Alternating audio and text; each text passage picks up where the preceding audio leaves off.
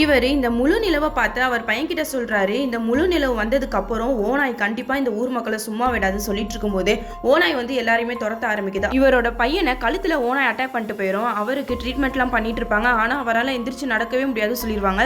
ஒரு நாள் அவர் திடீர்னு எந்திரிச்சு நடக்க ஆரம்பிச்சிருவாரு. இவரை ஓநாய் கடிச்சனால இவர் மேல அந்த முழு நிலவோட வெளிச்சம் பட்டதுமே இவரும் ஓநாயா மாறி எல்லாருமே அட்டாக் பண்ண ஆரம்பிச்சிடுறாங்க. அதனால போலீஸ்லாம் இவரை தேடி கண்டுபிடிச்சு அவங்க கஸ்டடியில வச்சு இவங்களுக்கு சில பல ட்ரீட்மெண்ட்லாம் கொடுக்குறாங்க.